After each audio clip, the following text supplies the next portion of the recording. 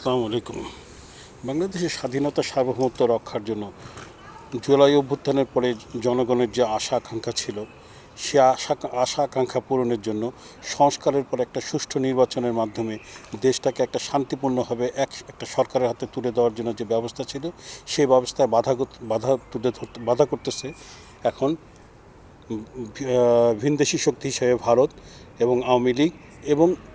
তাদের দোসর হয়ে এখন কাজ করতেছে ওয়াকার, এবং তার সঙ্গে যুক্ত হয়েছে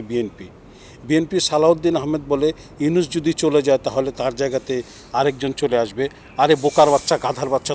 ইউনূসের মতো যোগ্য লোক কি তোদের মধ্যে কেউ একজন আছে? তাহলে কি আর ইউনূসকে দরকার হইতো?